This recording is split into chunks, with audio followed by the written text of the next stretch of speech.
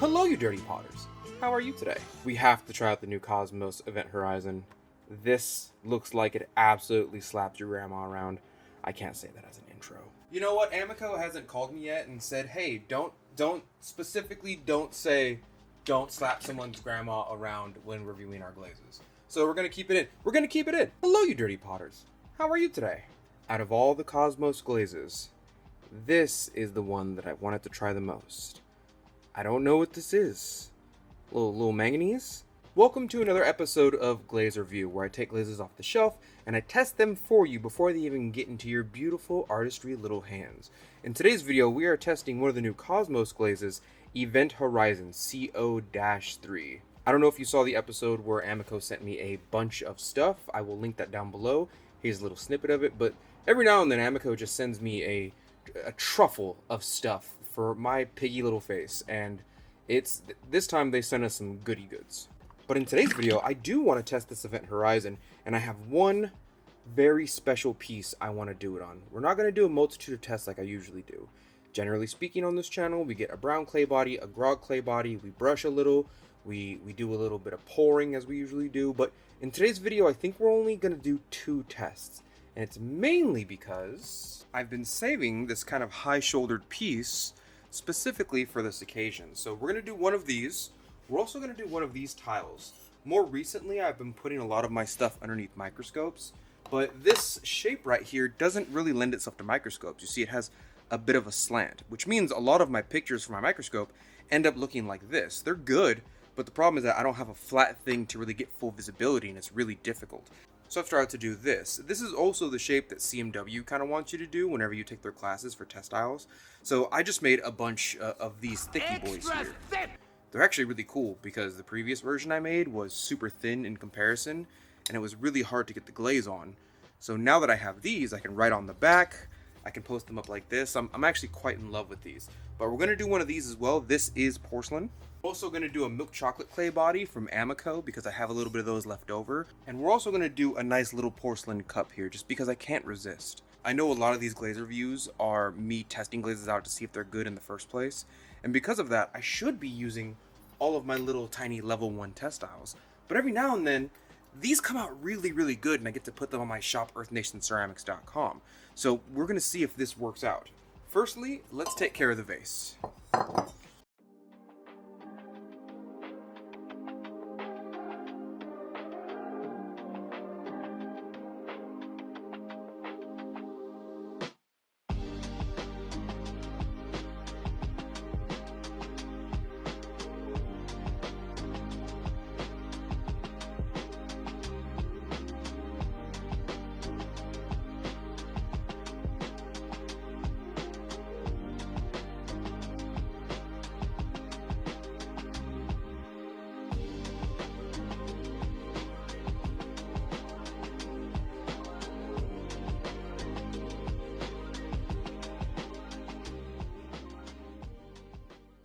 Notice that I'm stopping right here.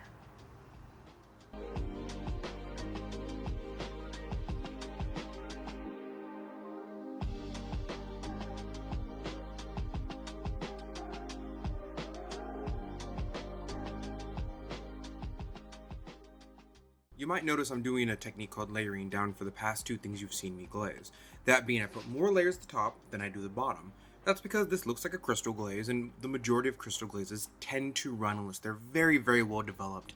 And even then, you still have to be careful with them. Our tile that we talked about earlier, though, doesn't really have space to run. I'm not going to put it like this in the kiln. I'm actually very surprised that stands up. We're going to put it like this in the kiln, which means it has nowhere to run. So I'm going to put 4 full layers of this glaze on here just to see what it really does when gravity isn't affecting it as much as would the other pots.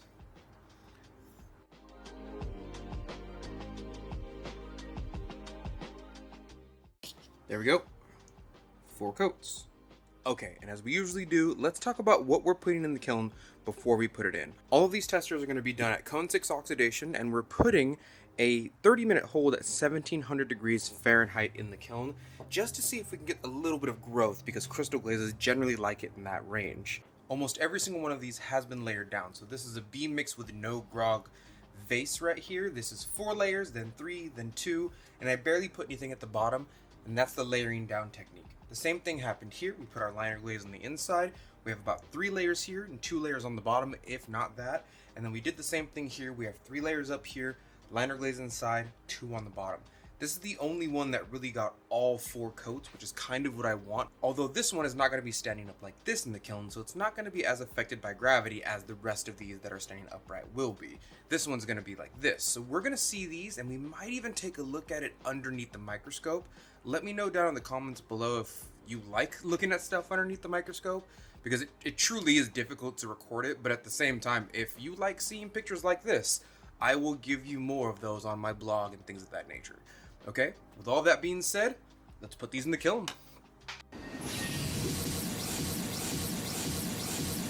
Okay, now that everything's out of the kiln, let's take a look. This glaze came out fantastic.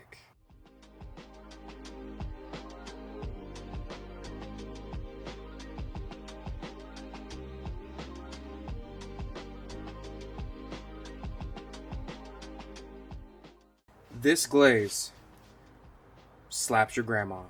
Can I say that on YouTube? Are grandmas a protected class?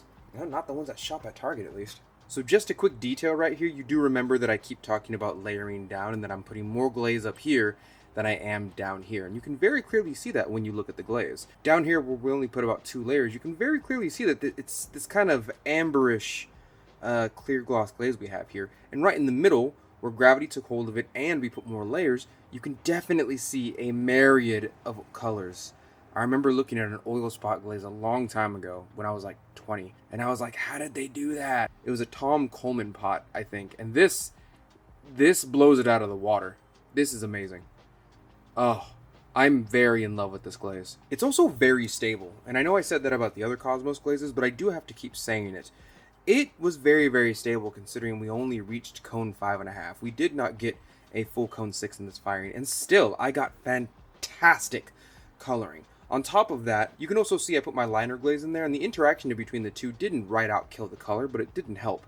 You can kind of see that there's some crystals up there near the interaction because there's a little bit of dippage right here, a little bit of contamination, if you will. But right here, oh, that's the money shot.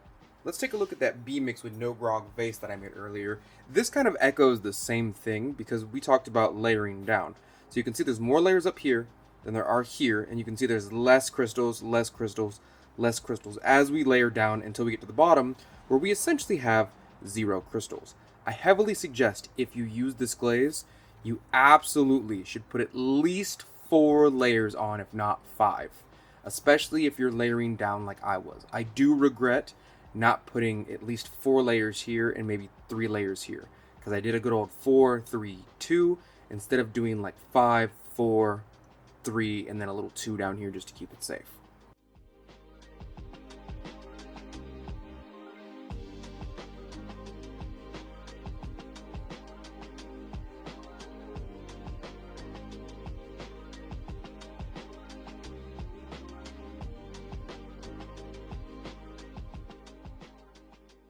This is beautiful. I am going to send this off to one of my patrons next month because they support this channel and they keep it running and they deserve it. This is a great, great vase right here. Another thing about this, and I don't know if let me see if it's over there somewhere.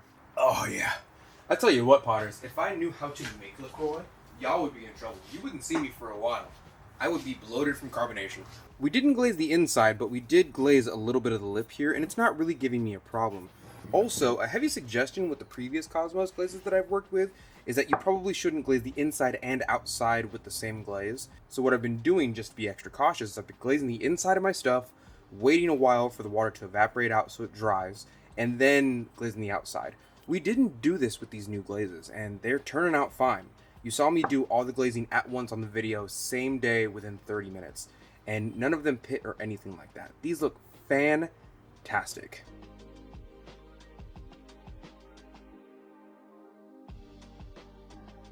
You know what the weirdest thing is? And I'm going to show this to you, and hopefully this makes sense to somebody out there, and they can tell me why it happens. I have a guess, but I don't know exactly why it happened. This is my Greymon V2 glaze. For a long time, I had this glaze recipe on Glazy that was called Greymon, and lots of people tried it. Half the people succeeded, the other half of the people didn't. And so I had to redevelop the glaze to be a little bit more user-friendly. People who generally follow me know about the Greymon V2 rework glaze. But, and if I can find it, because it's actually quite difficult to find, there it is. You see it? Those aren't fingerprints. Clay on my shirt, I'm sorry. Right here is what I call, not technical term, a birthmark. When you put two glazes too close to each other, and one of them off-gasses a little bit, and it touches the next pot a little bit. I usually put my pots about right there in the kiln. I like them real close. And this was really close to this, and because of it, they were so close that something jumped, and now I have this beautiful pot. Truly gorgeous. I am keeping this for myself. You cannot have it. Oh, but Dante, you say you keep too many cups. I know, I keep too many cups. I have a shelf of cups that I shouldn't have that are just my work alone. I have to start bringing them to Ensika and like trading them with people. But I don't wanna because I like them.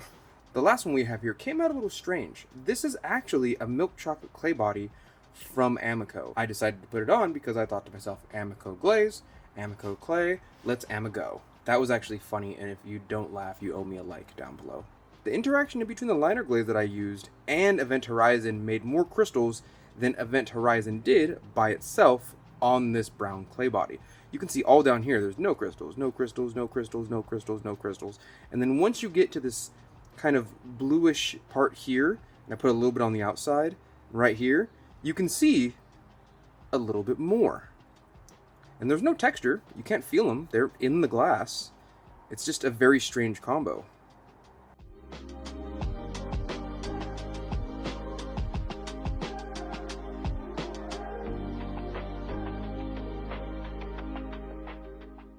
I even did an extra kiln load and did a little sneaky cup on you, just because I've learned to trust this glaze so much. This is easily my favorite one out of the Cosmos line.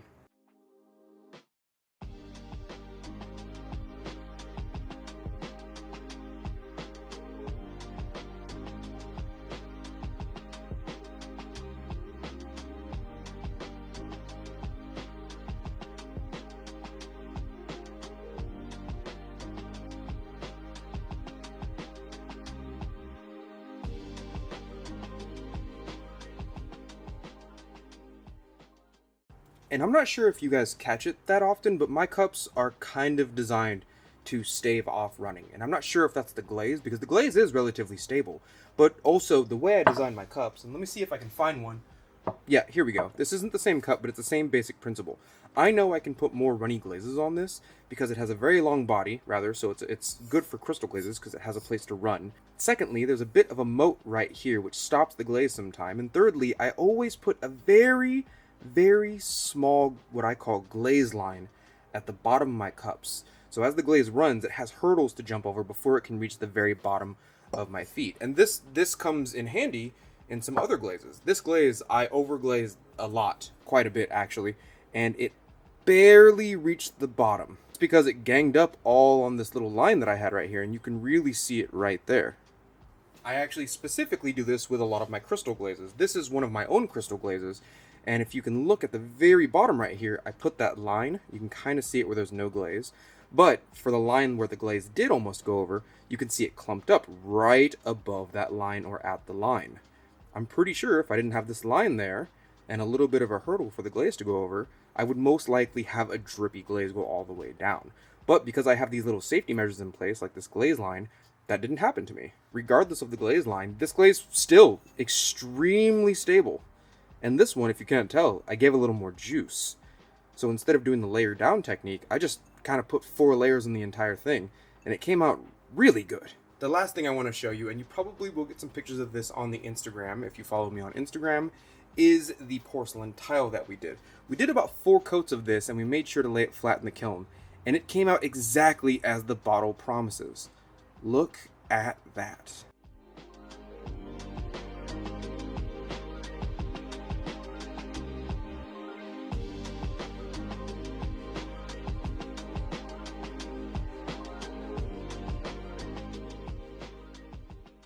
Truly beautiful. If I can get some pictures of it underneath the microscope for you, if it's acting right today, I will let you see this underneath the microscope. Otherwise, go to my Instagram page because you'll probably see it there. But this is, I mean, every single Cosmos glaze that they have sent me so far has absolutely hit. Every single one. And I've only tested about 3 out of the 5 they sent me. These are great.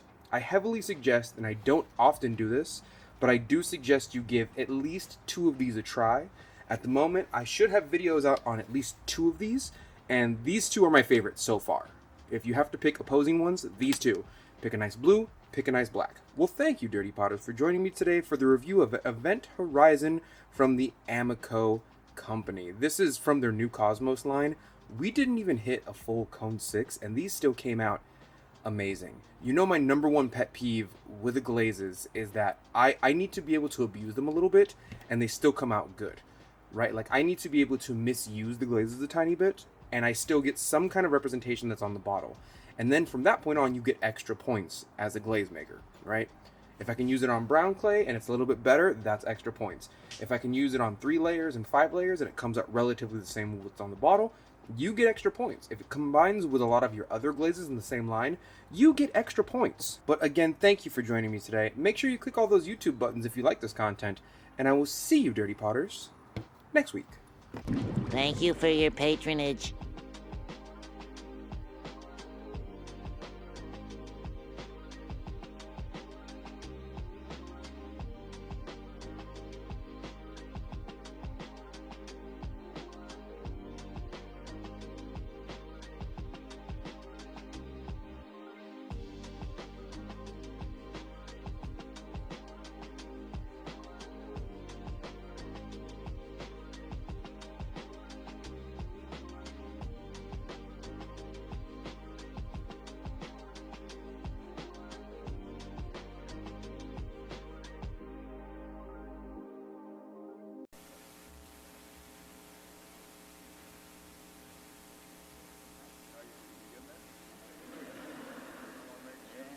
It's going.